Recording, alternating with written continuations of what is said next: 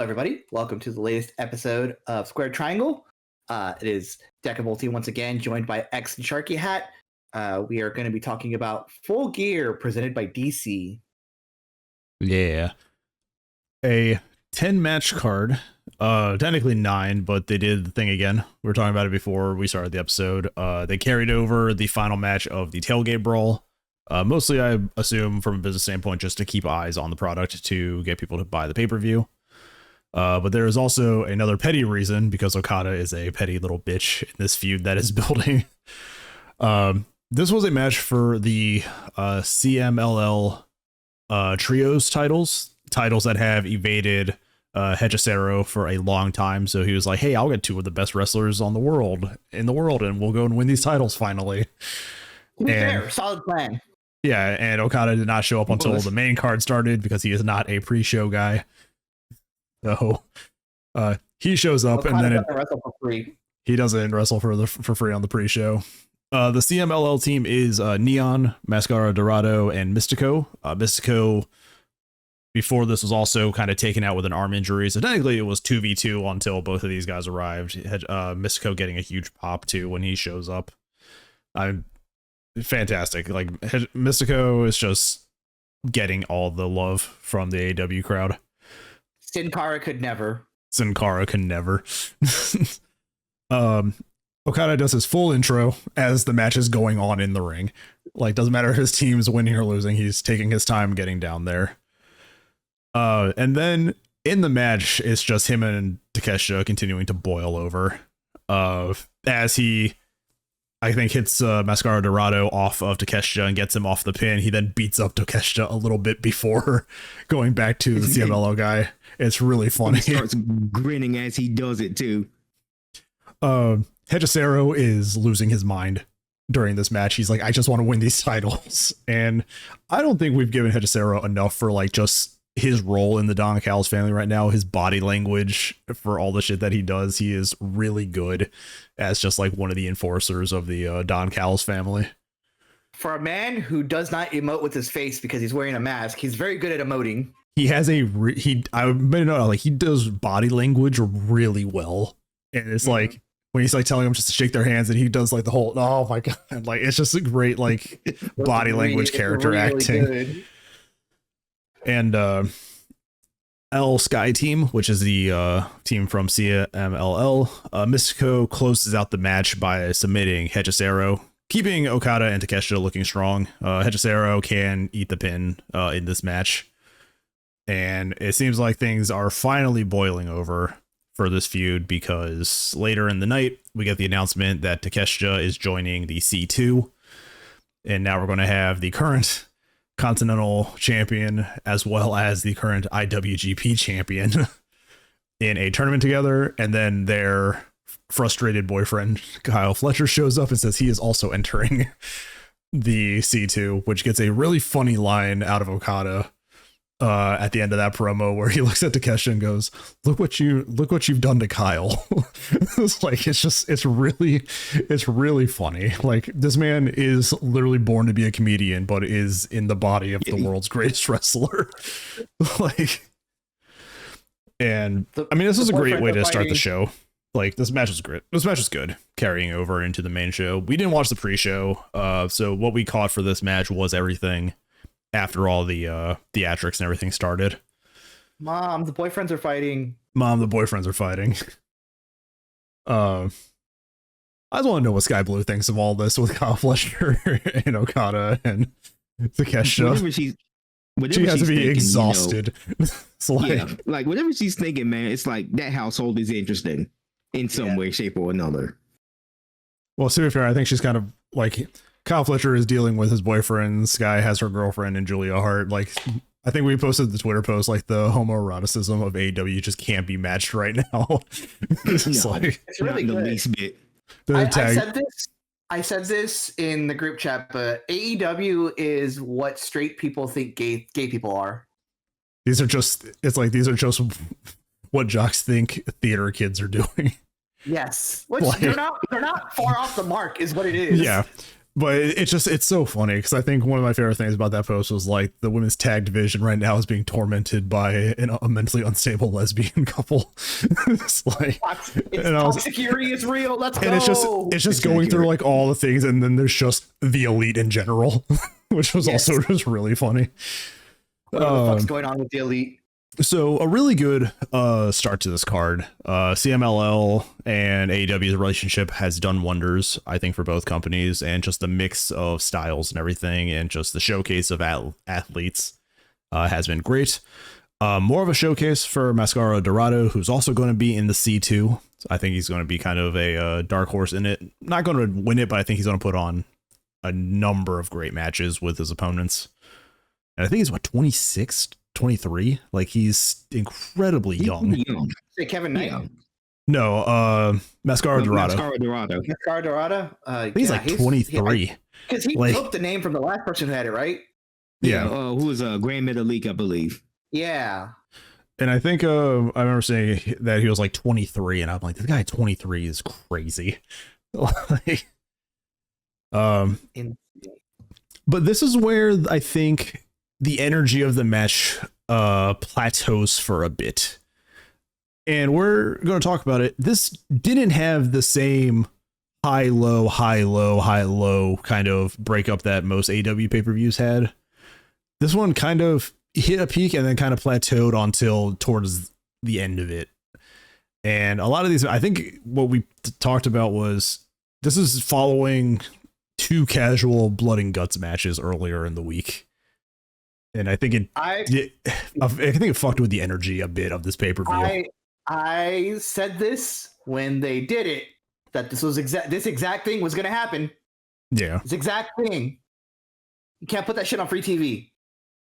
Messes with it. It's too much dopamine for the people, for the average fan, and it hits them all at once, and then they expect the same thing or greater, and then it doesn't happen, and then we're like, and then there's the 3 of us who are like, this was a mid-ass pay-per-view. Yeah, but like, was it bad? No, even AEW's like low end pay-per-views on our ratings are still incredibly good. Like this one, just like after everything, just like it felt mediocre compared to the last few pay-per-views we've covered. Now I was saying, like, I was telling y'all, like, AEW can kind of tone it down every once in a while because they can afford to, this stretch between Double or Nothing and Blood and Guts has been an incredibly crazy stretch for them because they have produced nothing but great pay-per-views, great shows. And, they got to a point where maybe they started to gas out a little bit. Having the same stipulation for their main event twice in a row. Don't get me wrong, it was still a good show. It's just that was a problem. We'll get to the main event. We'll get to the main event. I have some thoughts. When I talk about the like AEW being a mid-ass pay-per-view, I'm trying to lean in as I do this. I'm not talking about like the wrestling quality. The wrestling quality is great. It's always going to be great. I've come to expect that from AEW. From All Elite Wrestling, I've come to expect great wrestling. It is now I'm looking at it from like a top-down perspective of like, why did they book this? Or what was the creative behind this? Or what was the writing behind this? Yeah, reasoning for them to do that, exactly. And I think that that's kind of my thought for the second match that we have, this Pac Darby match. I don't feel like this needed to be on the pay-per-view. This is probably a match I could have been on TV and maybe given more time to the match that followed it. The match that followed it was the women's 4-way, and they only got, I think, 13 minutes. So I was like, I don't think we needed this Pac Darby match on this card. Was this a bad match? Absolutely not. Like, seeing Darby wrestle a actual like wrestling style for the first part of this match was really cool to see. I wasn't a fan of how quickly they dropped to that, though. I think that's a problem. Oh, yeah. That's not a problem just in AEW. That's a problem in wrestling in general, is that everyone just blows their load way too fast. Yeah. And we'll see that again later on in the pay-per-view. But like in general, I think if they're like, okay, we want to see Darby Allin wrestle an actual wrestling match, he's out wrestled Pac a couple times. All right, now do the rule breaking thing, and they just did it like after the first like collar and elbow tie up. Yeah, and you had Darby doing like British style wrestling, like, you know, the handstand and the headlock and all that. Like, it was just really interesting seeing Darby wrestle the British style for a bit. And then, you know, you got him drop kicking off the turnbuckle to pack onto a chair. And you got into all the other shit that happened. But you know what, though? That was kind of a refreshing break, you know, because for the last couple months, you just seen Darby do insane, crazy shit. Yeah. You know, get thrown through tables, thrown through shit, thrown on the stuff.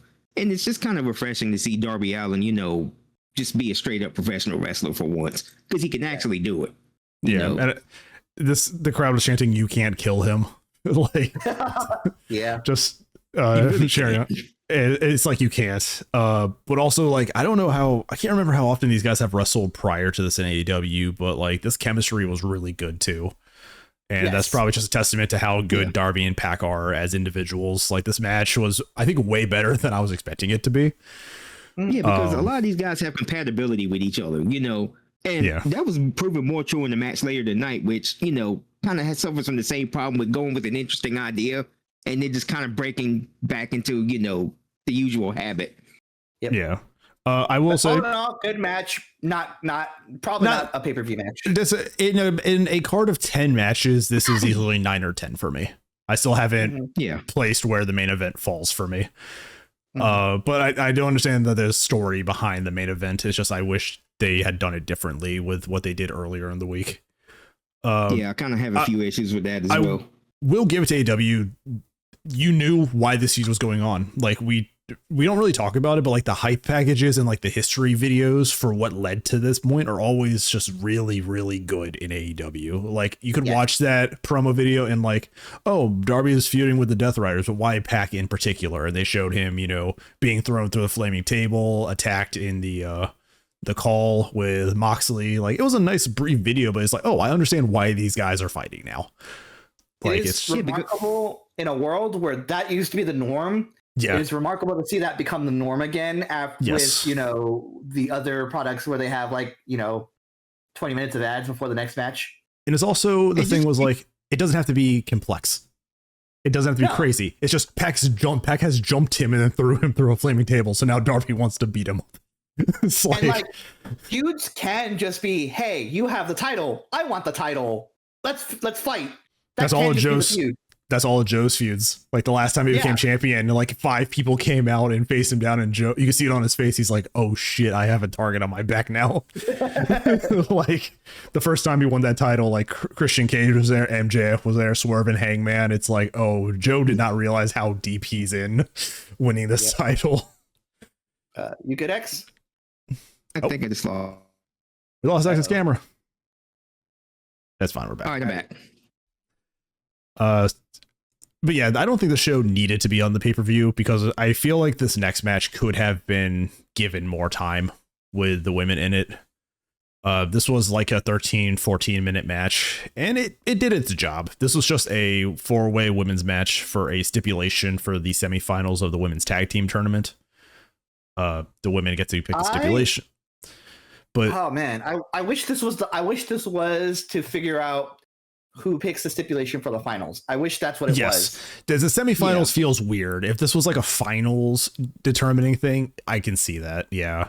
I do know, I kind of may have the reasoning why though they did that. Because I know the semifinal in that match is going to be Tony and Mina versus Megan and Marina Shafir. And they kind of have to make that match a little, you have to give that match a little bit of spice. You know what I'm saying? Yeah. Maybe it's a way to figure out a way to, you know, determine the outcome of that. I've also come around on Tony Storm and Mina Shirakawa. They look stupid, but this is good stupid. Yeah, this is we know what we're doing. Stupid. Yes. This is not somebody's telling us to do this. This is something we are actively doing. Yeah. At most, it's entertaining though. I do have issues with this tag tournament to begin with. I do agree with people that you shouldn't have had TJ lose their first round with how long they've been with the company. But it's like, I think you could have had somebody like Julia and Sky take a first round loss and kind of at least let Tay and Jay, you know, have more of a showing. But I mean, AJ's contract also is apparently coming up, so they might not just have wanted to. that argument would also be true with Sky Blue and Yeah, Julia Hart. That's how stacked this women's roster is. Like, Yeah, it's just for like sure. all these women You have got been here someone for has to so lose. long. Yeah, all these women have been here for And- so long. You know, it's just like, who the fuck's who can take the loss? Like, You know what I mean? But the thing is about Tajay, I wouldn't worry about that too much because if they do manage to re-sign NJ, I do believe they are going to get a run with those tag titles eventually. Oh, Yeah. for sure. Because they you can't just leave that hanging. I You think know, they've been there for the longest. I think every women's tag team that was in this match is going to eventually get a reign. yeah. Yeah. It might be Tony and Mina first, but if all of them are eventually going to get a reign. It's definitely gonna be Tony and Mina first, right? Yeah, because you got to establish for those sure. titles. So yeah. Yeah. Like, You got to have. I you mean, gotta have the hitters unless first. the dark horse I can see is Willow and Harley. Like, I Yeah. can see them finally like being given some gold, but I think just in terms of star power, it's Mina and Tony. Like, It's got to be Mina and Tony. yeah, Yeah, because as far as Megan and Marina goes, I kind of want Megan Bain to be a singles champion. I think you know. I think that tag team is just a temporary thing. I think eventually that might be a it is. feud on its own. So I think they stopped tagging. Well, isn't this temporary thing anyway? Because what's her name's injured? Penelope Ford is injured. Penelope, Yes, yeah, she's so injured. Yeah, so it was going to be a temporary thing forever ago. Now they just booked it. Now they're just going to book them to lose. this also had just a funny moment that I noticed on the audio. Marina has somebody in a submission hold, and they get backed up to the rope, and Julia tags in. You hear Marina go, "Really?" It's like having to break the submission hold and get off and get out of the ring. It was like just a little character moment that was just really funny. Oh yeah. I need to see more Willow and Megan Bain, because we had Megan Bain doing the double suplex and then Willow pouncing her, which was just it's just Willow's continually being shown to be like this powerhouse in the women's division. AEW really knows how to collect powerhouse women, don't they? Yeah. Well, no one else is. So Well, at least WWE has too. They have like Rhea and Raquel, but I mean, they Lash Legend too. They have Lash Legend. They have what's her name in NXT? Fucking what was They got Zarya. Wow. They have Zarya. Zarya. Yeah, It's that's not what- Zarya. No, it's not Zarya. It's the other one. The one that was TNA champion forever. Jordan Grace. John Grace. Yes, Jordan Grace. Jordan Jesus Grace. Christ, I don't know why that left me. I'm thinking about AEW too much. That's why. This match did get me almost, with Harley getting the sneak pin on Tony Storm, only to be rolled up in the big package, which I think is a really funny name for that. That is so Tony Storm in this character arc of hers. But I was like, I saw Harley like go to sneak the pin, and I was like, holy shit, they're actually going to give it to Harley and Willow. And then the roll up, and I was like, damn it, but they had me believing in Harley Cameron, man. They had me believing in Harley, which is great because like she's the perfect baby face at some point to Harley get a title. Harley Cameron has that energy of like in high school, that one chick that like pops your pimples for you is like, can I pop your pimples? I was thinking about it last night. She is the babyface version of Chelsea Green in this company. Yeah. Like Yes, for for as sure. funny, for as heelish and funny as Chelsea Green is, Harley is that but a babyface in Yes. AEW. Yeah, they're kind of And- similar in nature as far as the character goes, but I love both of them too because both of them get a good laugh out of me. Harley also in the Blood and Guts match, since we didn't have an episode for it, rocking the Tifa gear. Always a plus. It's like always a plus for that. She's great, and I hope she gets a run with something at some point. Like I would love to see her get the TBS title off Monet during the Crash Out arc or something. That we all know is coming. It is because it started I think tonight, and I think it probably goes to World's End. So but yeah, so not a bad 4-way match. I kind of wish it was given more time to let all the women kind of shine a little bit more. Everybody did get their moment in this, but it's just kind of like it was like a one and done thing before the match was finished. And I'm like, that Darby and Pac match could have easily been There could have been a main pushed to the event on side. Dynamite. Yeah. I think so too. Moving on to the other tag team match. I fucking hate the conclusion of this match. I love the match. I hate the finish. I think this was like one of my like two big issues with the show is I don't think this was the correct booking decision. It's like This is Brody King and Bandito against FTR for the tag titles. FTR fucking wins it.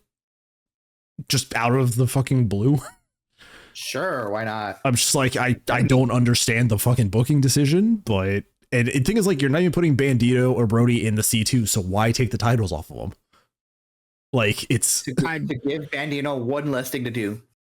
This is one of many issues I had with booking decisions on this show, because I know what they're trying to do with FTR. I know they want to lead this to a Cope and Christian match eventually, but neither one of those guys are around right now.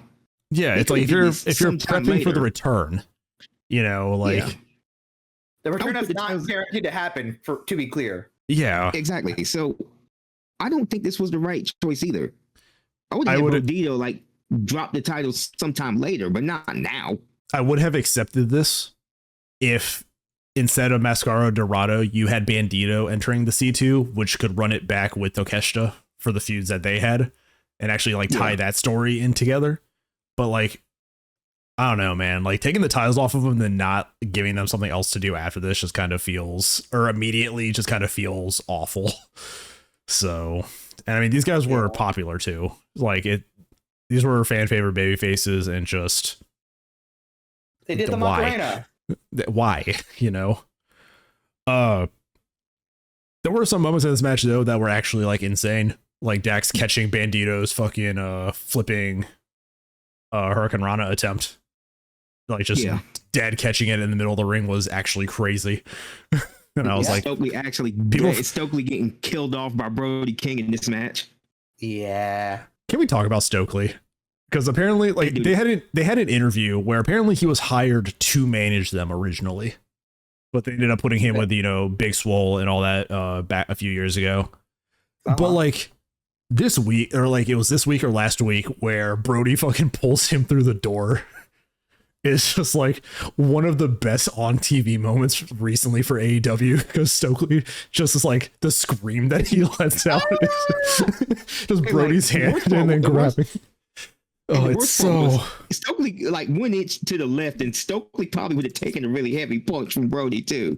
And that's another thing about that. He's so funny.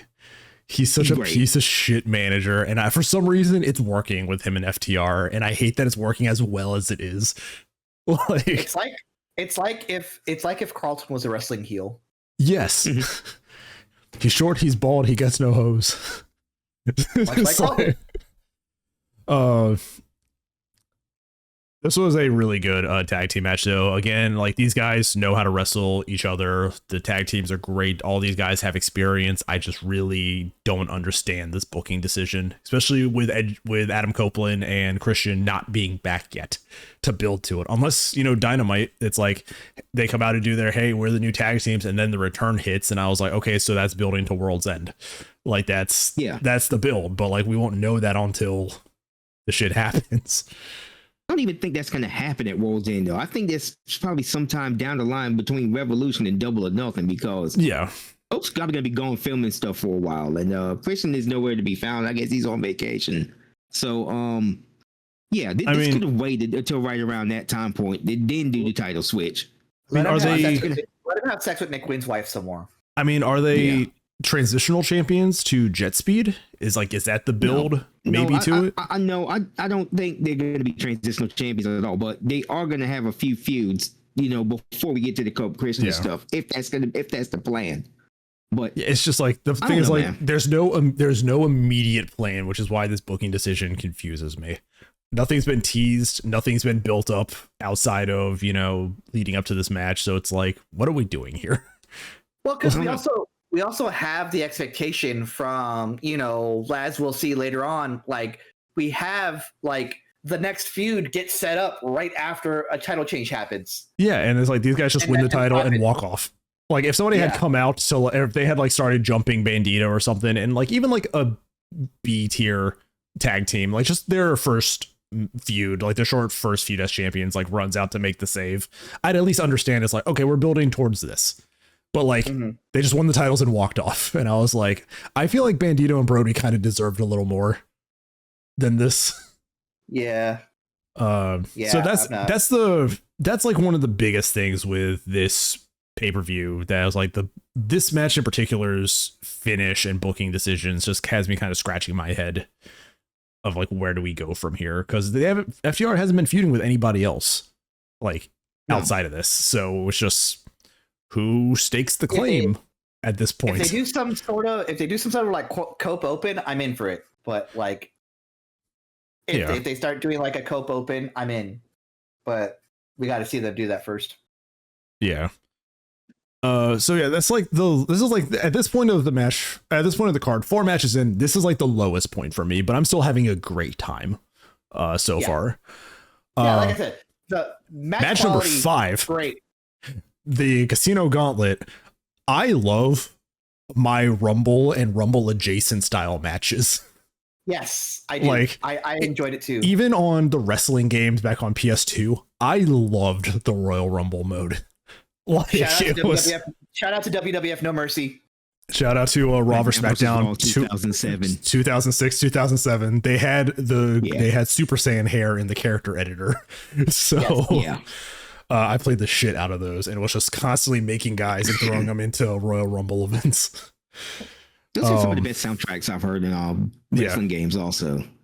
Can we talk about the entrance that came in too?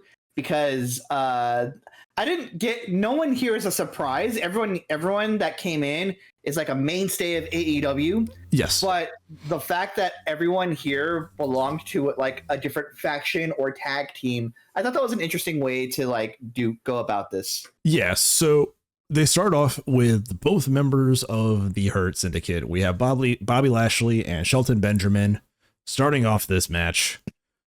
I was interested to see how this was going to go, if they were going to, try to lock in and be like, hey man, sorry, I got to win this.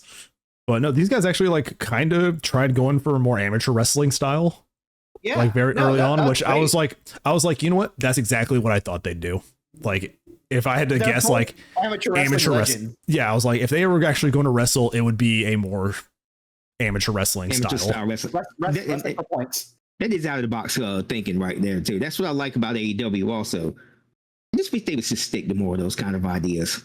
And this is just like getting the crowd into it because there's definitely like a playfulness to this. Like you can tell Bobby and Shelton are just having a great time in the ring together. As expected, the Ricochet feud continues. Ricochet is number 3. Being smart about it, knowing that he's outnumbered, Bishop Khan and Toa Leona do jump Bobby and Shelton. They are out of this match for probably the next 5 minutes or so as people start coming into the ring. Ricochet also tells them it's like, nobody's here to see this wrestling shit, but I think it's really funny. They'll kill each other. So the demand starts jumping. The Hurt Syndicate, Ricochet starts beating down MVP with the microphone.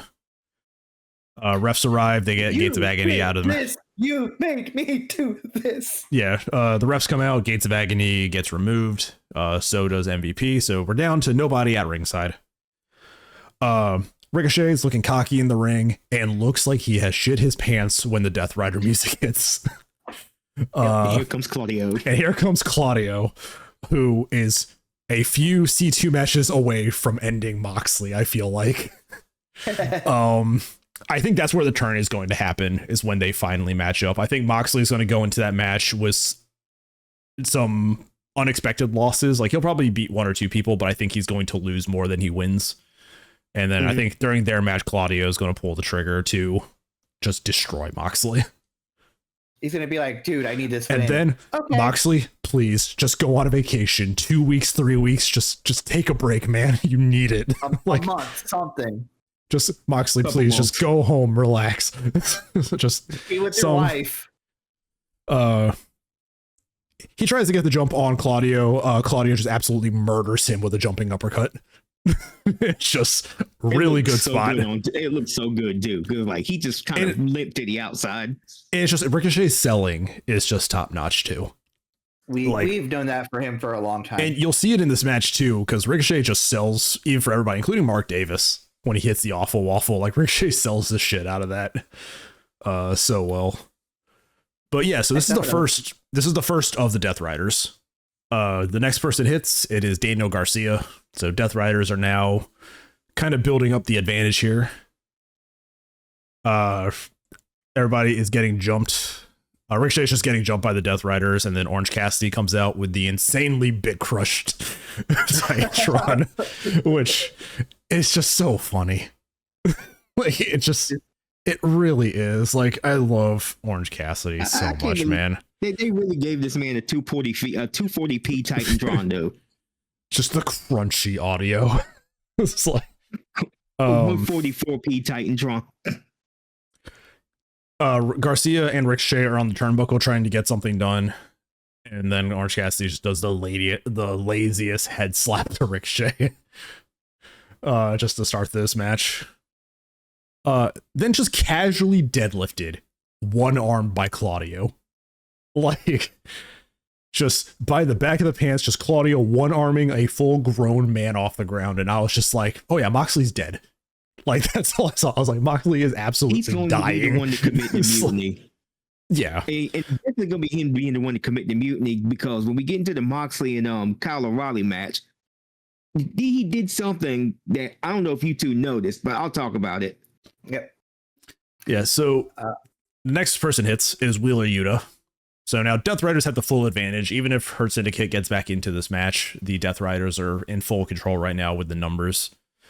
They started jumping Orange Cassidy, a nice little bit of history that Orange Cassidy and the Death Riders are still kind of going at it.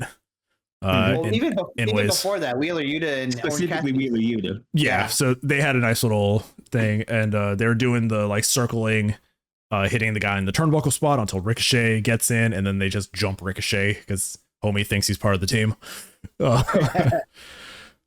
And for, like, the cast of characters in this match in particular, I think was a really good mix of people.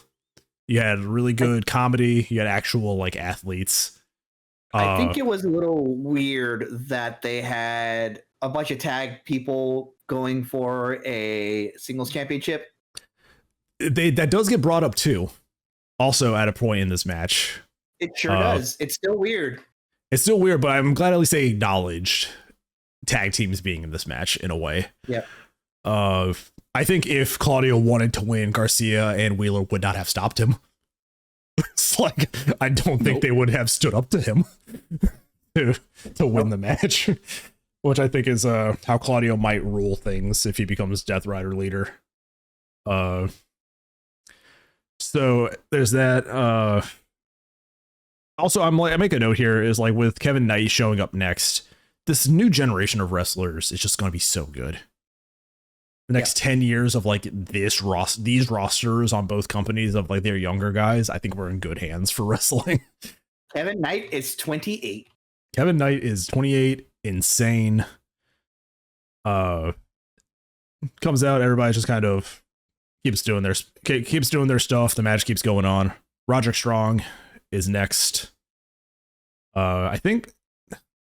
I don't think they've had a feud yet in AEW, but I would love to see like a program with Roderick Strong and Claudio, because to me they kind of seem very similar in terms of like respect. Men. Yeah, it's just respective power and technique and everything. Like, I think it'd be a cool little brief feud. It doesn't have to go anything too long.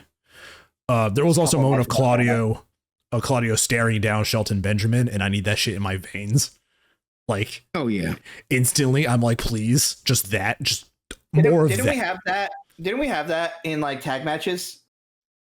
I think so, but I was just like, they did their little like face off. I was like, Claudio Shelton, I need it. Yes, please. Just please give me that. I need him to do that. I need him to do that PWG spot he does with the cruiserweights, where he like they go up and all the way up, and he just fucking uppercuts them. Yeah, from like 30 feet up in the air. Yeah. Mark Davis shows up. Mark Davis, I think, is probably the weakest of the roster added to this, but he's still a major player in, the Don Callis family. Hits everybody with pile drivers, hits a sweet awful waffle on fucking Ricochet. He just bounces up off of that. And Ricochet is, like I said, Ricochet is so good at selling.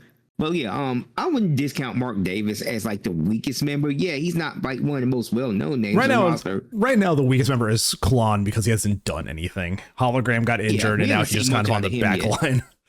I know Aries, I know him as Aries is doing stuff in other companies still. Yeah. But yeah, nothing yet until Hologram comes back. But to be fair though, like Mark Davis did kind of show out in this match a little bit with what he had, with the little time that he had. And like they show like he's a strong man of the Don Callis family. I think there was like a moment with him and Claudio kind of going at it, which I think those two kind of match power and everything. Then we get Mike Bailey. And there is a little exchange with him and Kevin Knight. They know each other very well. It's a bunch of dodging. They know each other's moves. It gets the crowd hyped, with the kick dodging and all that. I think the clip was going around Twitter and all that. And then they both try to go for the pin. And that is what led up to that moment where they're like, oh shit, I kind of want to win this. And it's like, I want to win this. So yeah. Now I do wish there was like, more, but like when you think about it, the Death Riders are the only other tag team besides Hurt Syndicate. And like I said, nobody's going to stand up to Claudio if Claudio wants to win the title. So, yeah, for sure. But these two guys like are just like, oh man, sorry, I kind of want to win this. And it's probably not a tease for a breakup, but it was nice to see an actual trusting tag team have that little moment of, oh shit, we do have to beat each other, don't we? Kind of swing on each other, huh? And they have a really good exchange. Both of them are in the Continental Classic. And both of them are in the Continental Classic. They're in different brackets, though, I think. I think one's in gold, one's in blue. I think Speedball's in Gold League and Kevin Knight's in blue. Oh, okay. So we're getting that Moxley Kevin Knight match, which I think is also probably going to slap unexpectedly. Yep. Then Daddy Magic hits. And goes right for Daniel Garcia. Yep. I have a feeling that Daddy Magic might not be wrestling for much longer. I think he might be like fully transitioning to maybe a commentary role, and this might be like his last feud or something. Or maybe this is like something that is building up to Daniel Garcia realizing like what he's doing as part of the Death Riders. But it's just nice seeing Daddy Magic actually have some screen time again. Do miss Angelo Parker, but him and Ruby Soho are enjoying parent life and running a game shop apparently. Yeah, good for that. Yeah, so they have the kid. They've opened like a game store. Like it's just it's nice. Like if they don't come back, I miss them, but like if they don't come back, they seem happy, So it's very cool. They found what matters in life. Also, at this point, Daddy Magic and Daniel Garcia are no longer in this match. They are fighting through the crowd. It's like they have left the match. They are brawling. We get Mark Davis and Claudio. They get the meat chants going. We get the match ending with Kevin Knight doing a splash onto Wheeler Yuta, but Ricochet hits the spirit gun and gets the pin for the win, and he is now the first national champion. I think it's a good choice. I think it's a good choice for a champion. I think it's a bad idea to have another title. Yeah. I think with the national, the international, the continental, you can just make that a single title. I mean, like especially in the case, I really do think they should keep the international continental title as the unified championship because they both serve the same purpose. Like I said a while back, and the national title, I don't know how they're gonna handle that one. I just find it. One thing I do find funny about it is it's kind of like AEW's version of the NWA World Television Championship. It does look like an NWA title. It is the NWA World Television Championship, and the funny part is NWA is still using that title today. And that man is on a Twitter rant, like the man thinks he's him. He is going at it with people on Twitter, and I'm just like Brian. What's his name? Brian Idol, and I'm like, bro, you just. Nobody really knows you. Nobody watches NWA. Like it's just you're making this argument, and I get it, but like I don't think anybody cares, homie. It's like I don't think so either. I think the best thing going on right now in NWA is they have Damian Sandow on their roster, and he's still being great because he's a great fucking performer. But I think that's all I can think of when I think of NWA. No one knows how to work their Roku. Yeah, I think that's really what's harming. I think that's really what's harming NWA too much is that they don't have an actual fucking like They- streaming. No, they do. It's on Roku. I'm It's just on like, Roku. They guys, can't even just get on Tubi. put it on. That's the I'm problem. like, just put it on YouTube, live stream it on Twitch, do whatever you have to do. Just get eyes on your fucking product, man. It's like, Shit, AAA used to do live streaming on Twitch. It did numbers. That's a good idea. yeah. And I think, and they're doing the Worlds Collide show also again in the coming months on YouTube. Yeah. But yeah, they need to be on YouTube, man, because I don't know how to work. I don't think I have Roku. Anyway, It's just at this point, you got to either you probably got to get rid of the international title. If you want to, like, just get rid of that. You'd have the C2 for being, the tournament winner title, and this could be your traveling title. But between this and the international, I think you just have a redundant title now. The Smashing Pumpkins must be swinging at the air right now. Yep. Yeah, like I said, just keep it the unified championship and kind of treat it like a second world title. That's what I would do. If I wanted to have a second world title, I would have a brand split, and that's a nightmare. Well, like the thing is, like, the secondary world title is kind of the TNT title at this point. Like, until they lose, TNT as a channel, like, that title's not going anywhere. So yeah. But it's the secondary titles, I think, is too numerous at this point. Yeah. So, like I said, I don't really know how they're going to handle the national championship, but, I'm happy for Ricochet. He finally got a championship, at least. We'll just see what happens with it.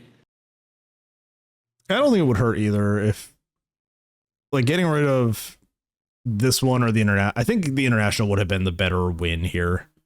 Or at least, like, make it so you can challenge for the international, which means Okada would have to defend the title separately than the continental title.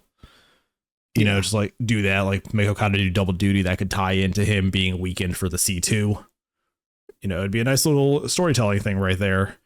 But yeah, I don't think another title is the answer. And I think at this point, the trios title maybe doesn't need to exist either. No. You have a lot of factions. You have a lot of factions, but it's not something that's frequently in the picture. So I think the trios title could be cut from the roster also. It's just, not just an just freebird your tag titles. Just freebird your tag titles. Yeah, because this is a pro wrestling in general problem, where each company has way too many championships and it's hard to keep track of. It's because titles are a really easy way to make your wrestlers seem important. Yeah, and it's not hard. It's hard to do that. When was the last time Braun Strowman defended his greatest Royal Rumble title? He's the longest reigning champion of that title. It's like 7 years now at this point, I think. It's like Crown Jewel Championship. What's the purpose of that again? It's just like a yearly tournament title. Oh yeah, also pointing out that Saudi Arabia's investment fund is running dry, which means that the Riyadh shows might be coming to an end at some point. And it's so for that one. It is so funny because the reason they don't have any money anymore is because they bought EA. And I'm like, if EA kills the bad side of wrestling, they're always forgiven.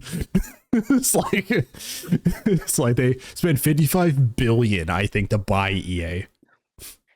So EA is like the bane of everybody's existence at this point. It would be bad of a company. It'd be great if the EA purchase kills the fund that bought EA and the bad side of wrestling events. It's like just taking everybody down, taking everybody else down with them.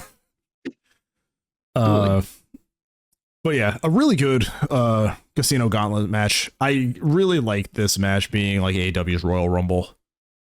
It's not as crazy or extravagant, but it is definitely a nice little showcase of mixed styles and roster and feuds you don't see often.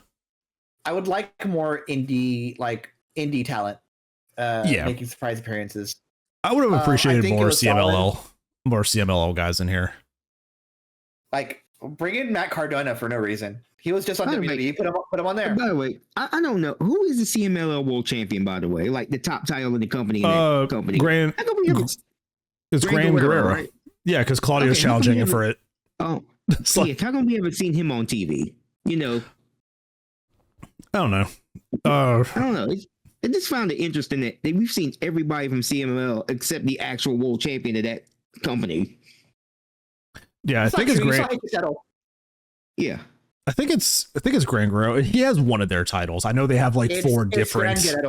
Okay, they have like four different like top titles. It's like the world heavyweight champion, and then like the world like whatever. It's like they have a bunch of different nomenclature. Heavyweight champion and stuff like that. They have world heavyweight. They have world light heavyweight. They have world middleweight, and then they have world welterweight, and then another world lightweight. Yeah. So I think it's Gran Guerrero. Claudio is going to challenge him, which actually would not be opposed to be like, hey, Claudio wins. And Claudio's like, oh shit, I can win titles, Moxley. Why are you in charge? Like, that could be a good catalyst for that. Yeah. But speaking of Moxley, talking about a guy who, after his reign of terror, has just kind of been selfless as a wrestler for the last few months, or the last like 2 months or so. Moxley is probably not getting the respect that he deserves from the vocal minority online. People are like, oh, he's losing now. He's not becoming the final boss anymore. And it's like, well, one, he was never the final boss of AEW. He was just the guy who was going to kick your ass to get to the top. Like, yeah. Like there is no final boss right now for AEW. It harms the product in there being a final boss, because if that final boss gets injured, you're fucked. Yeah. Yeah. Like, to win the world championship in AEW, you eventually will have to go through Moxley, who is going to test you and break you and just put you through hell. And then if you survive him, you go currently against Samoa Joe, who is going to break you and try to kill you. It's like you have to show like you are resilient enough to earn that spot. So Moxley is just a good middle boss to get to the top of the roster. He is the gatekeeper to the top tier of the roster. There are no final bosses in AEW. There's just season-ending BBEGs. You know what I'm saying? Yes. That's all it is. And just constantly putting over Kyle O'Reilly clean the last few weeks is just awesome, because Kyle O'Reilly is a world champion, potential wrestler.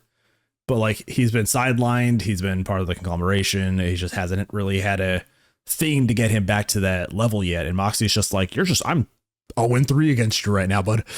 Like I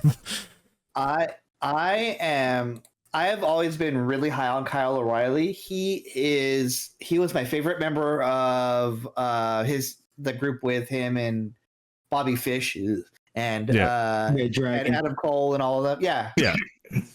The undisputed whatever. Like, it's just that's undisputed era. Yeah. Undisputed era, undisputed whatever. It's like just undisputed blank. It's like, Kyle O'Reilly is my favorite, because he is that like striker style that I personally like watching, but also he's low key really funny. He's really funny. He's a great technical wrestler. In NXT, he had his really funny like Cell moment where he like got up, he hulked up and then instantly passed out. Yes. Like he did that several times in matches, and it always made me laugh. Like, you're right, he's funny, but he's also just an incredible technical wrestler too. But here's the thing, though, to talk about this match for a little bit, Kyle O'Reilly and John Moxley did something interesting that I thought, and Bryan Danielson kind of, he kind of highlighted this. This was a no holds barred match, right? And it didn't go crazy. Kind of using illegal. Yeah, it didn't go crazy at first until they did some interesting things in the beginning stages of this match, because they were using a bunch of illegal holds on each other. Yeah. Like they were eye pokes and they were biting each other and doing stuff that you would, normally get yelled at in a normal wrestling match. And I thought they should have just leaned into that more, but then the fork came out and it just defaulted into a prison fight of sorts. But like the thing is, it didn't go crazier. Like, nobody was put through tables. Nobody was hit with chairs. They could have gone full blown like no hold bars, but they did still kind of keep it in the ring for the most part. Yeah, I mean, both of them are, they take forks. Both of them are busted open. There's a picture going around of Dean Ambrose Nipple Man from WWE, if you remember that poster. And then it's like the scene of him like grabbing Kyle O'Reilly's nipple to fork it. So it's like Dean Ambrose is still the Nipple Man. So but yeah, then the chain comes out by the end of it. these two men have just Moxley beat the hell out of each other by this Kyle point. O'Reilly using Moxley's own PTSD against him. Yeah. Seth's song gets sung by the crowd after Moxley hits a stomp. It's really funny. The Shield is eternal. Like, even if he's in a different company, like, he's going to... The Shield is something like, there's the Nexus that happened, there's the Shield that did something similar, and every time something like that happens, it just lives on forever. Yeah. Kyle gets the chain, goes in for the ankle lock, and Moxley, once again, the cracks in the armor showing, taps out.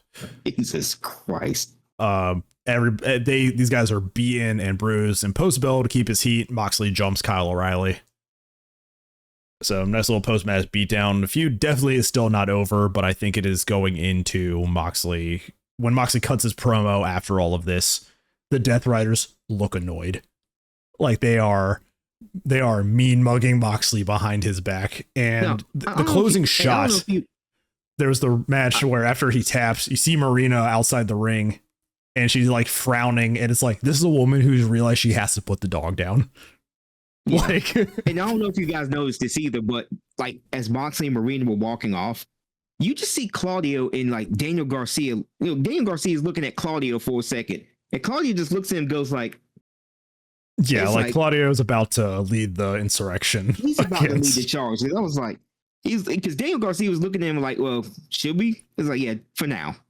Just like, go on. Yeah, it's just like the face of Marina from the camera angle they showed. It's like, yeah, the horse is too old. You have to put it down now. And like, she's like, well, shit. Like, we have to do this. It's coming. I think it's going to happen when Claudio and Moxley face each other in the C2. I think maybe after that we'll get a big blow off, or like not a blow off, but a big like culmination match at World's End, at which point we may see Moxley disappear from TV for a little while, which he deserves it. Take a break, Moxley, please. It's like, come back tanned and buff as shit for no reason. Just come back. Hey, take a break, man. Let your body heal up. Play with your daughter. Please tell your wife everything's going to be okay. She's stressing. Like, and then come back as like full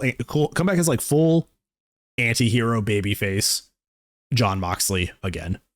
Like, just, you don't even have to be near the world picture. Just feud with assholes in the company and just be the Stone Cold of the company. Like, just please, man, just take a break, please. It's like, I think at this point, I think Dax got busted open. This is the match like you expected blood. This was an all hold bars match. It's only natural to expect somebody's going to be busted open. Obviously. I think when we were talking about it, I think at this point, whether intentional or not, I think with every match following this kind of having somebody busted open lessens the effect to a degree. This is what I was telling y'all. Like, AEW really needs to start toning down the blood in matches, because, and this is coming from me saying this, who actually likes that shit.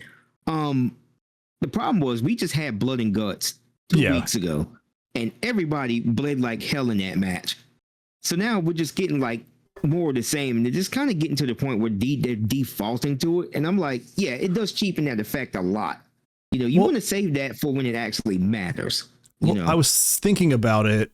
This match, you expected it. The next match, you probably expected it because these guys have been feuding and just gotten violent with each other. I think the trios match, the Josh Alexander one, probably wasn't intentional, but you never know, because the only person in that match that did bleed at the end of it was Josh Alexander, and he did take a corner turnbuckle spot. So I'm wondering, like, maybe that was just an accidental thing, but it's still present. But like, it wasn't made. That's fine. It wasn't made a big focus of the match either. It came towards the end of it too, which is why I'm like, it probably wasn't.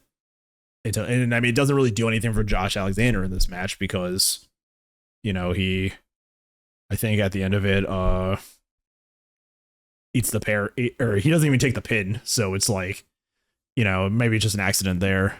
And then the main event, which is in a steel cage, but that match wasn't even a match. I think that was just a transition to the next story arc, which we'll get to. Kyle Fletcher and Mark Briscoe, I mean, they found their wrestling soulmates. Like with Jay Briscoe, you know, gone, RIP and everything, and Mark Briscoe having to be a solo performer. I think him and Kyle Fletcher just have the Hangman Swerve chemistry. Like they just have the natural flow with each other to put on fucking great matches. Yes. That, however, does not stop me from saying that they did some really stupid shit in this match that could have hurt somebody, and I would like to not see it in the future. When they stuck the screwdriver straight up while they're both fighting on the turnbuckle.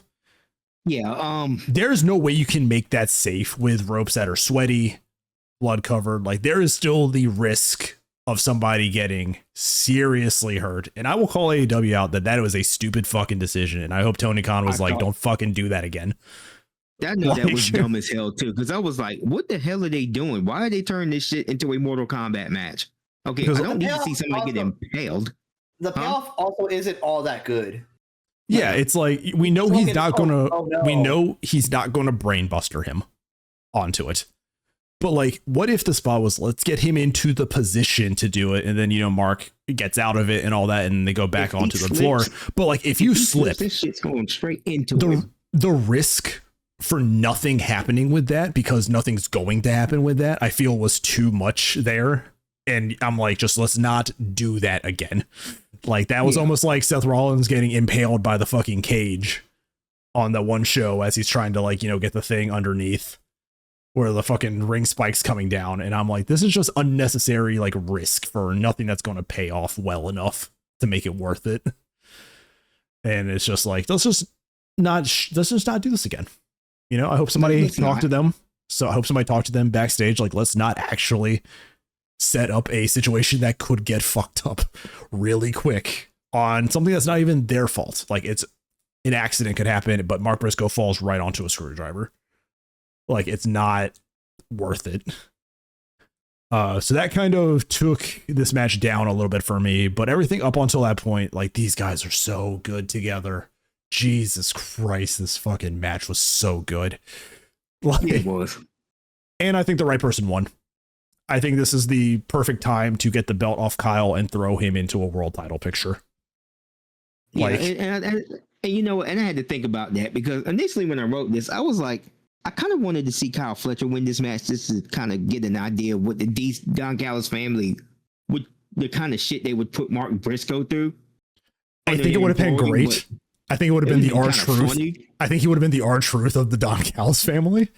Yeah. But I don't think they need more people. No, they don't. No, they really don't. But then they aired that video package, and I was like, yeah, he's winning this shit. But yeah, you know, ultimately, I had to think about the right person did win this.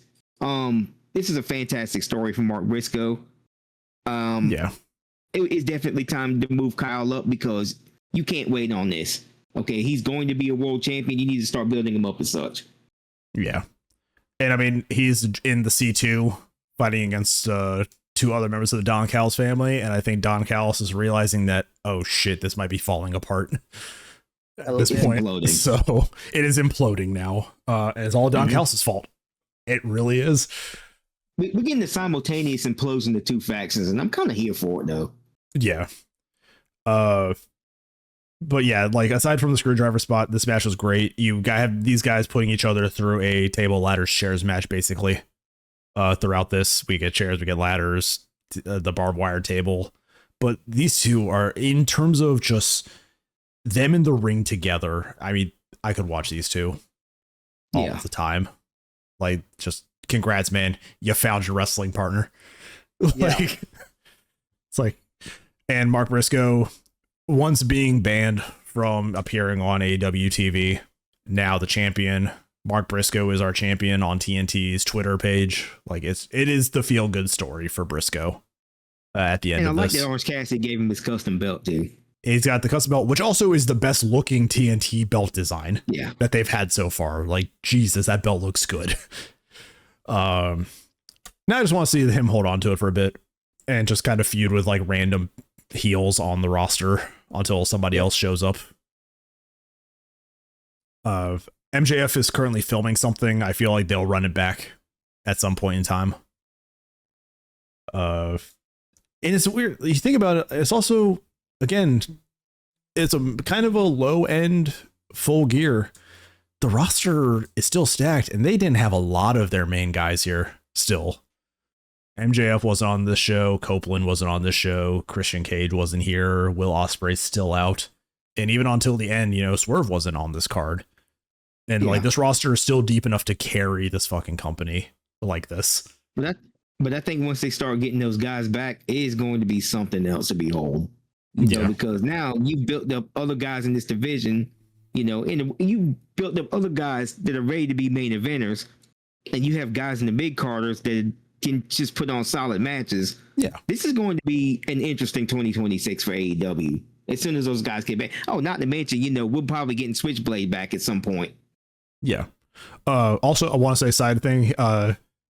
The smart accountant that Juice Robinson is playing now for the Bang Bang Gang is really funny. Like, they won all that money, and then like Juice Robinson's whole character is like, invest it. It's like he's playing like this financial bro now, and I'm like, he's definitely in a relationship with Tony Storm. They have the same energy with these characters, and it's just it's fucking funny. And I'm like, just more of this, please, until Jay White gets back. But yeah, so Briscoe is now TNT. Like I said, don't think he's going to have a lot of like big feuds going forward. He'll probably just feud with some small heels until, somebody raises their head and it starts growing into something bigger. I don't know who can be the next TNT champion. Honestly, like, you've kind of gone through the people who I think were the good ones to be choices. So now we just have this wild west of like, all right, who's next? So they would have to build somebody up. They would have to build somebody up for that, but there's plenty of guys to choose from. You know, you got plenty in the Don Callis family that could be a next TNT champion. I can see it being probably Josh Alexander. I think he'd be a solid TNT in a few months. Yeah. And I mean, he's working his ass off. Like, this next match, like, he works his ass off in this match that he's in. But match 8. Somebody called him the Jurassic Elite, which I thought was pretty funny, but they didn't have that official name. So I kind of like that. Jurassic Elite. Kenny Omega and Jurassic Express versus Josh Alexander and the Young Bucks for $1 million. Trios match, which people are like, oh, it's not real money. And I'm thinking it actually this might be Tony Khan's like tax write-off. Like, I gave $1 million out in charity. So I think it was sponsored by the match was sponsored by somebody. And so it might be real money. And Hechicero, ultimately at the end of all this, Hechicero gets the money. The Don Callis family gave it to him to hold on to. Good for him. He deserves it. Yeah. This is a lot of history going into this match, surprisingly. We have the Elite still feuding, this whole back and forth with Kenny and the Young Bucks. We have Jack Perry and the Young Bucks, in their past. Josh Alexander is just kind of here. But I also kind of put it into, Kenny Omega was once TNA champion, Josh Alexander, former TNA. You could easily tie a storyline into that too. Also, both Canadian. You could just tie that into. Like I said, Josh Alexander was just there to be like the liaison, the representative of the Don Callis family in this match. I made a note here. He was signed, but hasn't been in any like main world title programs just yet that I can remember. But like, he's still being constantly featured. And it's like, I think that's going to help, when it's time to finally get him into the main event scene, people are going to be familiar enough with him because he's constantly been in these big matches and has constantly been showing out. Like, Josh Alexander getting out of TNA before the partnership with WWE might have actually been a really good decision for him. Yeah, and on top of that, it's like I told you, he'd probably be good for the TNT championship right now to help him build towards that main event spot. Yeah.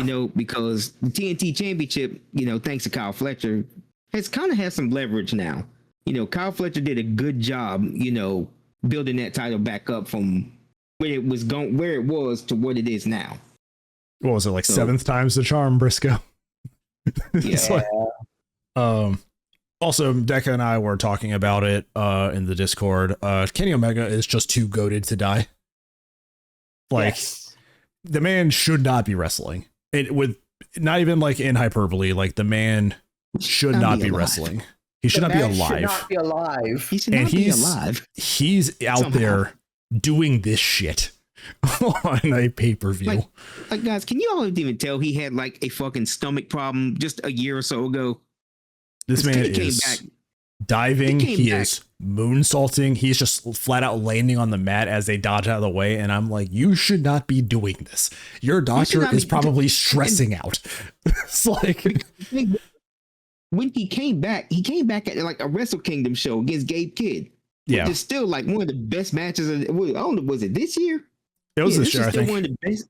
Yeah, it was earlier this year. This is still one of the best matches in 2025. It actually was the match that put Hiroshi Tanahashi in tears. So yeah, it did happen this year. Yes. We should not that be was- doing all of this. We did that episode. It was just you guys, though. Yeah, it was just us two. So, And he should not be doing all of this. That motherfucker is superhuman. You know, yeah, or it's he's just. some kind of mute. He is. We joked in the Discord, he is human too. Like, he is human too. He is Differently. constructed differently, different Yeah. firmware. Like, this I is got that basically, this is a good just trios match. Ultimately the match doesn't matter. It is what happens after, which is why we had this match to begin with. After the Bucks hit Jack Perry with the BTE trigger to win the match, they are being forced to leave with Don Callis, but they see Kenny Omega getting jumped and their heart's not in it. They go to save Kenny Omega, turning on the Don Callis family. We get an elite reunion, and this is going to be a nice little, I guess, short feud for them to go into with the Don Callis family while it's imploding from the C2. I can probably see the team of like Hechicero and Josh Alexander and Mark Davis kind of feuding with the elite for a bit, just being like a little like mid-card feud. Because when we started this pay-per-view, one of the things that we said earlier is your companies are at their best when you have a very strong mid-card. Like when you actually have that second level of your company putting on matches that are top quality and not just for the world titles and stuff, is like your company is doing great. And the elite being kind of in the mid card right now with no real world title focus, I think it's just going to continue to help this company have a strong performing mid card in these like B tier guys that they have. But yeah, so they go and save Kenny. Nice little reunion. Don Callis is pissed. And overall, like I said, the match doesn't really help or hurt anybody. It does make Josh Alexander look strong. But the elite's back, and now the Don Callis family might have some new enemies to face off against in his seemingly never-ending quest to ruin Kenny Omega. Like, it is an obsession of Don Callis to just destroy Kenny Omega, and even his time on commentary was really putting that out there. Like, he hates Kenny Omega. Yeah, and meanwhile, while all of this is going on, you have his top 3 lieutenants or generals, Kyle Fletcher, Konosuke Takeshita, and Okada, all at odds with each other. The polycules fighting. It's Yeah. like, There's an argument in the polycule. so yeah, I mean, just a good match. Like, this probably could have been earlier in the card too, but I kind of see why they put it here. This was ultimately what felt like a cooldown match for the final. This next match, I feel like, is the true main event of the card. Yes. Because it's the true main event. This is my match of the night. This is a great fucking match. Because the main event is 15 minutes and it's ultimately to progress to the next story arc of Hangman. So I can't really count it as like a main event. This, however, deserves its main event spot. If it wasn't for the return after the Hangman match, I feel like this could have closed the show and I would have been perfectly fine with it. We have Mercedes Moné versus Chris Statlander for the AEW women's title. We knew this was the story going in. This is the one that Moné cannot get. She can get all the belts in the world, but she cannot win the big one. Also, I find it fucking hilarious that Chris Statlander also showed up in a spaceship. Really good. Like how she tumbled out of it too. Yeah, she just comes cool. Just launching out of it. I'm like, okay, that's stupid enough to make me smile. It's like I liked it. Mercedes, also her growing entourage of fuckboys carrying the title, which in the Discord we did talk about, like, if this had started earlier, I think I would have been more along with it. Like if it had gone from like 4 to 5 to 6 to 7, like just every show just a new guy has arrived. It would have been a nice little like side thing. Mercedes has so many belts, she has to collect Chippendale strippers to hold them for her now. Yep. And the guy in the front who looks like he would have eaten Bobby Lashley. Like the man in the front, just fucking huge. Dude was just swole as shit for no reason. Yeah, it was like, it was comedically swole. Like if you were to ask somebody to like draw a muscular wrestler, like this looks like the kid drawing of a muscular wrestler. Like that dude was comically swole, bro. I don't know about you guys, but I keep seeing these like on my feed because Meta's a shithole. I keep seeing these like random AI wrestling things. I see him too. And when I see this like large, like buff man, it's kind of what I thought. Yeah, he looks AI generated. It's like, there was also a guy in the entourage who had popped up on Twitter recently, named Tommy Invincible. I think he had like popped up in Wrestling Sphere, like doing something, but he was one of the guys carrying a title, and I was like, "There's no way the feeds are crossing over like this, man." Like it's like I heard about this guy like 2 days ago on Twitter, and he's here, like being in this. Tommy Invincible is a Bingle Hall ass indie name, though. It really is. But then again, somebody named Jake something has gotten over that name. So yeah. So I mean, it works. We also had Mike Awesome back in ECW, which is another Bingo Hall ass name. You know what? That's like, it's a matter of fact, while we're on this subject, there's like a few wrestlers who have some virality to them. Like they'll just be names that you haven't even heard of. They'll just pop across your feed every once in a while. This is girl called Succubus, I believe. Yeah, she has popped up on mine, and I'm like, my shit frequently. It's like her gimmick is Morgan from Darkstalkers, but she apparently has wrestled with Tajiri in like a promotion. And I'm like, yeah, cool. Yeah, like, I got like millions of views, and I'm like, oh, yeah, it's like got millions of views, and I'm like, okay, so we'll probably be seeing her somewhere down the line, right? She has her own fed, from what I gathered. Yeah, she has her own, like, I think, school and promotion that she works for. So yes, but actually no. So funny intros aside, everybody knows that in a 1v1 match, Chris Statlander would destroy Mercedes Moné on size alone. So the storyline that starts early in this match is Chris Statlander's arm is taken out of the picture for the most part. They go good storytelling. They go right for the arm. Chris sells it the entire match, and it lets Mercedes get a lot of offense in. She then goes at some point for 3 amigos, but then it goes into like 14, one for each belt. Yeah, which I did like that. That was funny. I did like that spot. The crowd loved it too.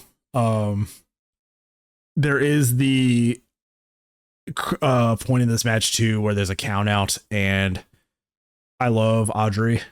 The fucking count out screeching though in this match. I'm just like, oh, okay, that she's normally like, there are people on Twitter that hate her because she like injects herself into the action a lot. Because she's a woman. Let's keep it what it is. We understand why the Twitter chuds hate her. But there was a point in this match with like the count out screeching. I was like, oh God, Audrey, please just tone it down a little bit. Like the garbage juice that is Wrestle Twitter will always feel like this about anything. Any woman, any woman of color. Man, all those Bangladeshi wrestling Twitter accounts are going crazy right now. So that is the one. On a side tangent, that is the funniest thing Twitter has done lately, is showing where you're from. And it's crazy how many MAGA accounts are from fucking India and China. And all it's the like, wrestling accounts are from the same place too, I'm guessing. Most of them, yes. They made a heat map of like. I know the heat map because I know that that's not a heat map for what it is. Yeah. Somebody was like, look at this heat map of where all the MAGA accounts are for. And somebody fact checked him. It's like, that is actually the heat map for the area of circumcisions. It's like, that's actually funnier. yes. Somebody posted that map and it was like, actually, and it's the exact heat map of number of circumcisions like per year. So I was just like, that's actually funnier because I think there's a correlation. It's like, I can't prove it, but I believe that there might be a correlation to this. If there is, that just makes this a lot funnier. Yeah. This match though, dude, was so fucking good. Not a lot of crazy shit, no crazy big spots, just really good in-ring action.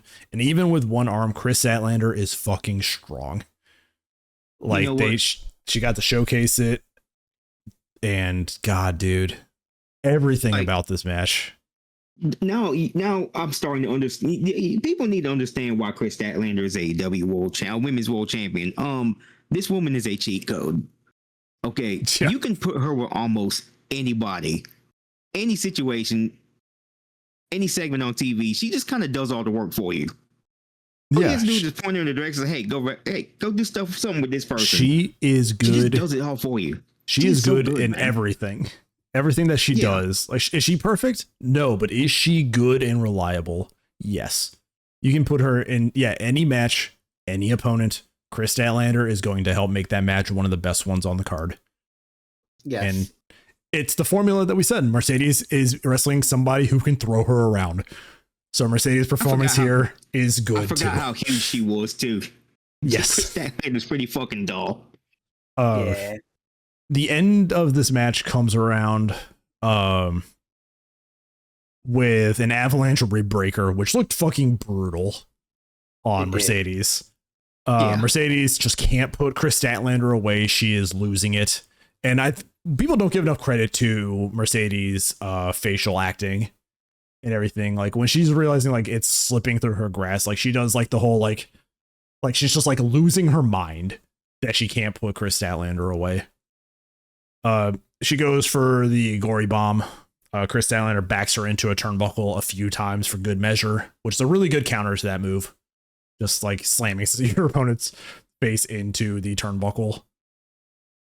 And Saturday Night Fever, and Chris retains. People expected Mercedes to win the title. And it's like, no, we are investing in Chris. Like, yeah, because some of these wrestling fans can't read story cues either. Like, we told you all Statlander was going to win this match, okay? Because this is the beginning of the Monet Crash Out arc, okay? Everybody just quickly defaulted to, oh, she has creative control and whatnot. No, that's not what it was. It's a story cue. Learn how to read. Yeah, like she's basically, it's like somebody said on somewhere on social media, she's basically Ash Ketchum. You know, she can win all the badges, but she can't win the actual championship. You know, I think y'all just need to kind of follow story cues more and realize what's going on before y'all go on social media and be like, oh, this is just a creative control thing and she can't lose. No, that's not it. Just, you could be wrong loudly. Yeah. I would like Chris to have a few good feuds between, other baby faces and some heels for a little while, maybe past World's End into Revolution next year. But I would love to see Megan Bayne take the title off of her. Megan Bayne or Willow Nightingale. Yeah, you could run back the Willow feud.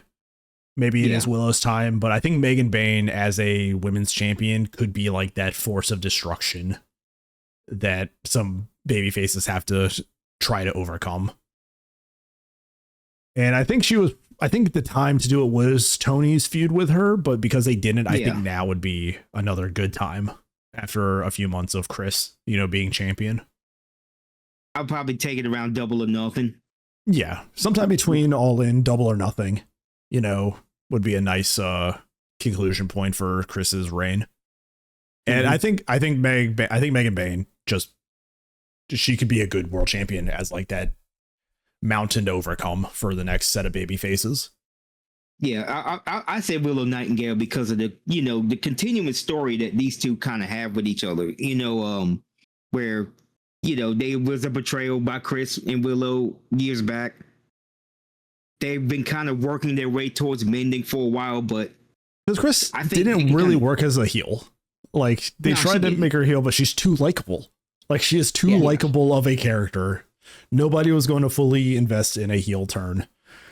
Her and Willow put each other through hell during that feud. Like some of the best matches of their fucking career in that feud. And it was like 3 matches. Chris was just, she just wasn't believable as a heel to me because she has that kind of personality that you just like too much about her. You know, Megan Bayne, on the other hand, would absolutely work. It's just I haven't seen enough of her promo wise or segment wise to kind of warrant getting her title just yet. That's the thing though. Like if she has a weak promo, she has Penelope Ford. You know, like she has that built-in valet that could be like, you know, her spokesperson and everything. And she's just the face that destroys the women's division. But I don't know. Like they have a strong roster of women. They have enough women deserving of a world titles run. I'm just curious to see where it all goes from here. Like that's the thing with having a good baby face is like, who's next? Is it another baby face? Is it a dastardly heel? Like, where does this go from here? Tekla might be kind of a good option too. Tekla is also a really good choice, but I don't think you give Tekla a title reign before Jamie Hayter. No, you know, I would give her a TBS title run though. I think it's Jamie Hayter into Tekla could be a nice flow, but like I don't think Tekla gets it before Jamie does, just on terms of you know, Jamie's the time had a reign already. She has, yeah. Yes. Mm-hmm. So yeah, I think Tekla could be a good choice. Immediately. Well, I forgot because like I think she had it and then like had to drop it, right? She got injured immediately, yeah. But yeah, so she has had the belt before. Okay, so yeah, I think Chris going into a Tekla feud, you know, being probably screwed out of a title by the Sisters of Sin could be a fun story, and that could lead to, you know, reconciling with Willow and Harley to be like, hey, I need some backup. Like it could be a fun little build there. But the women's division has a lot left open to it, which has me interested for that. But we know exactly where the men's division's fucking going. And I want to talk about this because some people on Twitter were like, didn't Swerve get taken out by Wardlow? Didn't the Don Callis family lay out Will Ospreay? Why is he feuding with Samoa Joe? Well, Wardlow is injured. Wardlow is injured, so he cannot feud with Wardlow. I think he's coming out to help Hangman against Joe because it's like, hey, Hangman earned this fucking title and Joe cheated for it. So the simplest storytelling right now is, hey, let's get the world title out of Joe's hand, and then I'll take on the Don Callis family. Or even better yet, if it turns out to be like, let's get the title out of Joe's hand, and then I'll kill you for it. Yes, that is also a thing that I think is going to happen. But I also think it is happening, and I think this is the beginning of the tag team run that I've been waiting for. I'd watch it. Let's talk about the match. The match is 15 minutes long. Hangman comes out with Red Dead Redemption 2 music, which had me confused, to say the least. Good. It was really good. I was really confused. I was like, all right, what? That's a thing. Well, when you have infinite WB money, you could just do that. Yeah, and then I kind of thought about it. I was like, that's not a WB game, but they probably have a connection. Rockstar's close enough. Yeah, like I'm thinking, like, is Rockstar close enough to WB to let the rights be that easy to get? So this starts off as a cage match. Joe gets thrown into the cage. They mentioned that there are holes in it for the cameras, which I think is a really cool thing. It's just like, hey, we had to put camera holes so you guys aren't looking through grates the whole time. Yeah. Like WWE did with their red ring of death. And instantly busted open. They established it to, hey, there's spots on the ring. But I'm like, you know, Joe doesn't need to bleed that badly. Does it help with the visual at the end of this match? Absolutely. But I was like, probably going in through the match, I was like, he didn't need to be busted open that early, you know, if they're doing this. We don't get to a full match because Shibata comes out trying to steal the title. And surprise, Eddie Kingston comes out and jumps Shibata, which I think Eddie Kingston now being pissed off that Shibata is being a heel. It's just a nice little short feud for them if it builds into that. I also would not mind Swerve and Hangman kind of like aura farming in their entrance if they do like have a team together, and then just like a feral Eddie Kingston comes out and just keeps jumping Shibata or somebody. Like, it's just, I think somebody posted on Twitter, it's like you're gonna have this run where they're like helping each other, and they're gonna come out in aura farm as like the two main characters, and then the Tasmanian devil of Eddie Kingston is just going to jump the closest opponent. And I was like, you know what, if that's a trio, give it to me. Like that's having one hell of a left bumper assist. Yeah, it's just like you're gonna have this the two like world champion caliber guys, and then just like feral Eddie Kingston as like a trio. And I was like, you know what? It's dumb enough. I want it. Like, I'm in. It's like, you son of a bitch, I'm in. Son of a bitch, I'm in. So Shibata gets taken out by Eddie Kingston. I wouldn't mind that feud being a thing for a little bit. Yep. Those guys had a lot of respect for each other, and now Eddie Kingston probably feels backstabbed. Also, Eddie Kingston's adopted son in this feud has also rejoined the heel team, with Hook arriving, trying to shake up the ref, be like, hey man, get up, all that, and then realizing that the ref is out, nails Hangman with the belt, revealing he is still part of Joe's team. Joe gets the win in 15 minutes, ending Hangman's second reign. Second or third? Second reign. Second reign. Second, yeah. I couldn't remember. Like, it's been, I was like, the whole thing with CM Punk kind of like screwed up the timeline for a lot of world titles.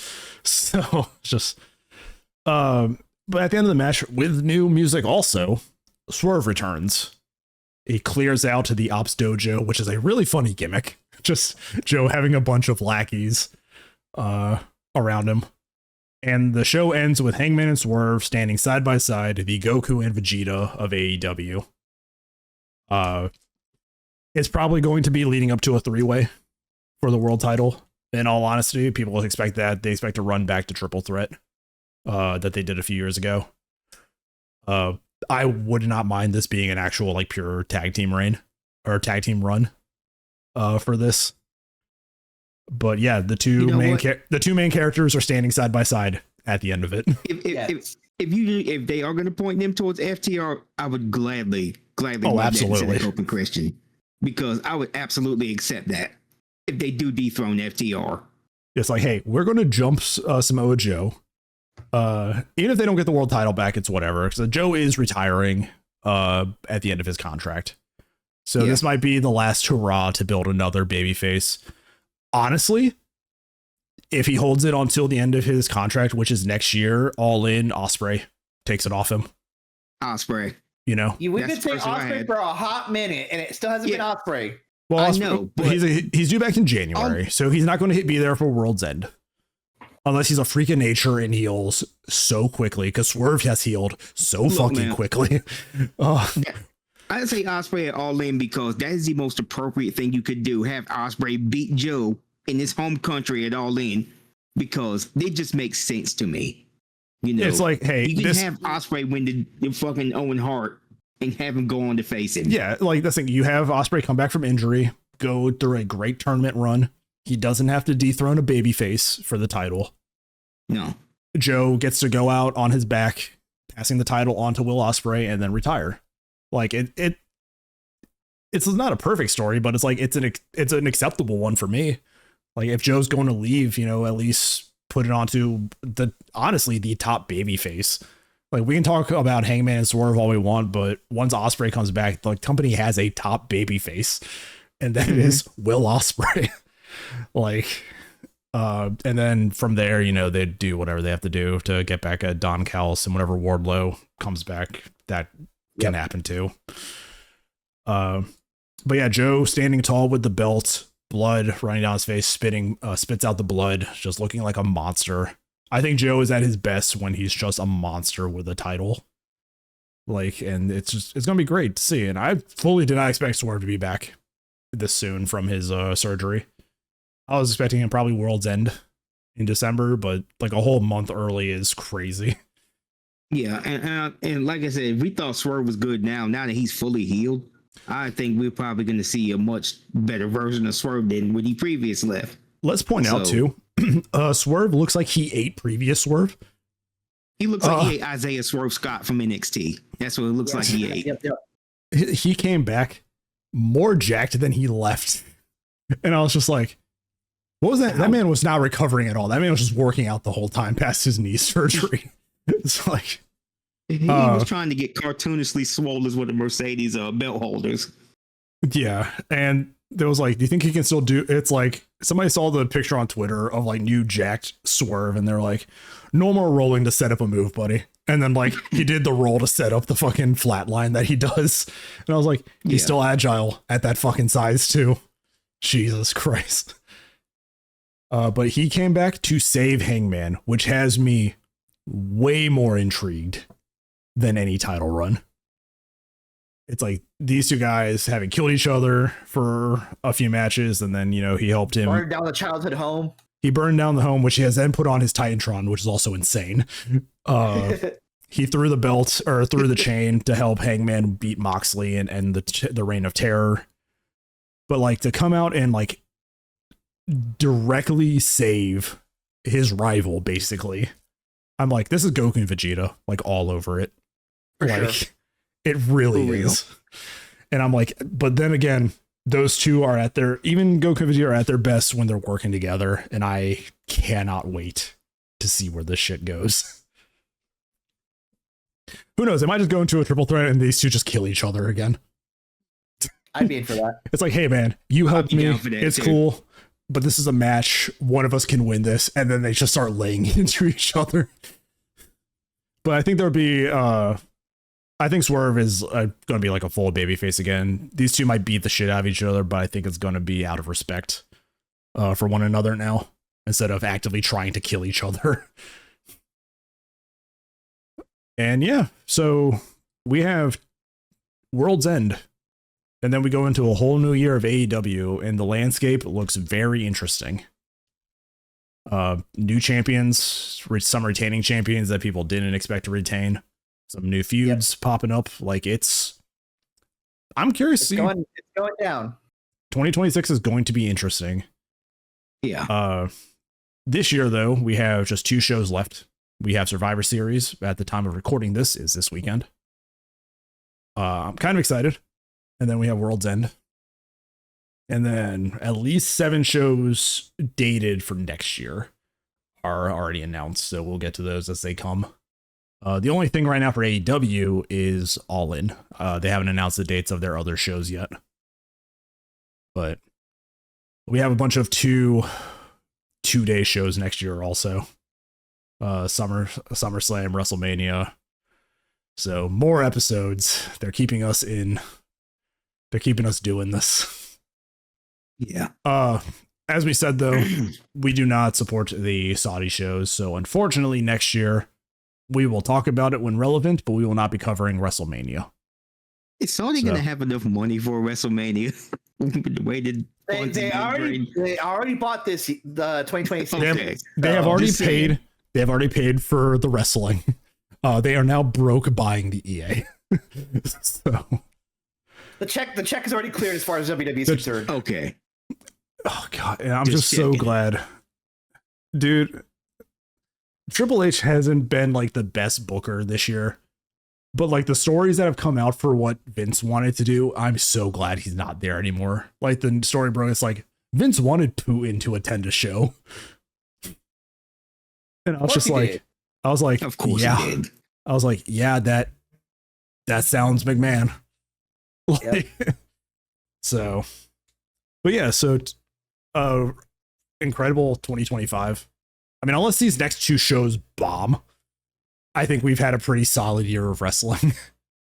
Yeah, we did. WWE has left a lot to be desired. I am hoping that they at least save it with War Games matchups. How can you really fuck up War Games? I don't know, but Like, for whatever reason, though, I really hope WWE kind of takes what happened with this whole entire year and just kind of learns from it, you know, and tries to get better, because this kind of year was very reminiscent of like the mid 90s, where WWE just had like a bad run of shows and pay-per-views, and it went downhill. And I think something needs to change with them next year. You know, they need to kind of get focused on their own company again in a big way. I mean, we watched the 93, 94 Royal Rumble. Oh, God. 92, and it was bad. It was. And like, that was all before they realized, oh shit, we're losing. And changed shit up, and that's what gave us the Attitude Era, which rose-tinted glasses, Attitude Era, yes, very important to wrestling. At the end of the day, still not that great. In terms of some of the shit that happened. Like, they had memorable characters and memorable feuds. But I think WWE needs to realize, holy shit, our material sucks right now. It's like, I want WWE to realize something. You see what you did with the Ruthless Aggression Era? Keep doing that shit. Go back to that.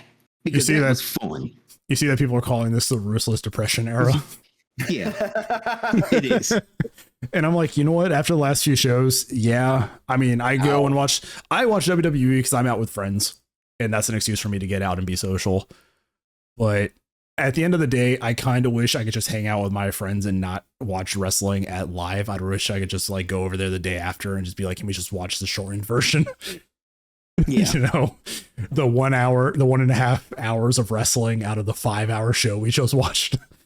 I have a similar thought to my friends who used to go to anime conventions together too. We eventually started stopping doing that and just did Airbnbs. But as we got older, we're like, wait, we just have houses. We could just host at our houses. There has never been a more enjoyable time for me watching a WWE pay-per-view this year than watching the replay with all the ads taken out. And I'm like, I can finish this shit in an hour and a half. It's like, I think that's what I'm going to do on some. I think that's what I might do because I know War Games is Saturday, but depending on what's going on, I might just watch the shortened version on Sunday because I don't want to sit through so many ads. It's like the War Games matches will probably go on for like a half hour or so because I mean they're supposed to be longer matches, but it's like when you get a 10-minute match and then 30 minutes of ads and then another 10-minute match and then like another 20 minutes of ads, it's just like, what am I doing here, man? It's like, so WWE has issues this year. Yes. AEW has issues this year. I mean, I think they're burning out the excitement. Like World's End needs to probably hit. I don't want it to feel like this show again, but they probably need to stop doing some of the shit on free TV, even though we appreciate it. Yes, yeah. Like the big shit probably not on free TV, please. Because then your pay-per-view is going to be lackluster. Just make Blood and Guts a pay-per-view. That's all I'm saying. At this point, yeah, it's just a two-match show. You know? Yeah. Just make it a special. Put it on YouTube or something. Like, hey, here's an hour and a half of wrestling. It is our 2 Blood and Guts matches. See you guys later. It's like, yep. But yeah, so we got 2 shows left this year, and then we are on to 2026. So let's see. This is the last chance for both companies to make these pay-per-views hit. The bar is in hell for WWE. Let's just say that. The bar is actually in hell. So the War Games will probably be good regardless. I don't know the team rosters. I know it's NXT, TNA, right? Yeah. So that's depending on the rosters, it's going to be interesting. And then World's End, if it doesn't end like the Devil reveal, I think might be a good pay-per-view too. So let's just hope they don't blow the ending of the year like they did with the Devil reveal. Yeah. Yeah. So, but aside from that, yeah, I got nothing else to talk about for the show. I got nothing else. It was good. It was a solid show. Actually, I do have one question. The pre-show, is the pre-show a different thing from the tailgate brawl, or are they just like one thing on the same segment? Okay, so the pre-show now, the 0 hour is now like, like it's a talking pre-show. It's the talking pre-show now. It's like what WWE used to do.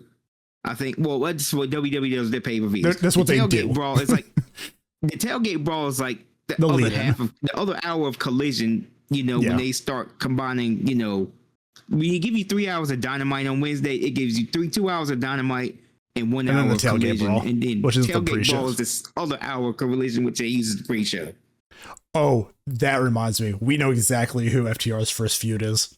It's QT Marshall and AJ. They said they're going to go for some gold as a tag team. And I'm like, honestly, the idea of FTR murdering these two actually has me motivated to watch this tag team feud.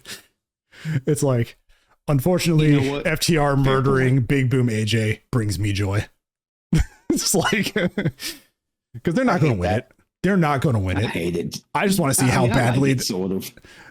QT Marshall and AJ are not going to win the tag titles. I want to see how bad they lose. I'm like, this actually lose does pretty bad. kind of bring me joy. But that's probably just the short feud, just to get that over with. Because unfortunately, we might not like it, but Big Boom AJ actually does bring eyes to AEW. It's the same reason they have Speed and Logan Paul in WWE.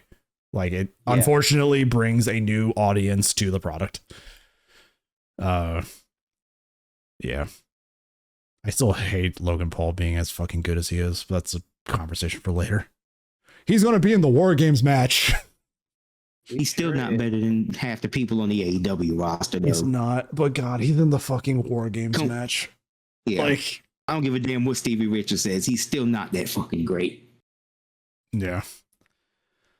Well, I got nothing else now. I'm officially finished. I need to get Get it out of food. my system. I'm So, good. for people watching, I came home, I had a snack, and then we started doing recording. I am very hungry. So we'll see you guys on the next episode for our discussion of War Games, and then we'll see you at World's End. Have a wonderful Thanksgiving. I hope you had a wonderful Thanksgiving. This will be out after, so we can't really do these holiday things because they usually come out after the holidays.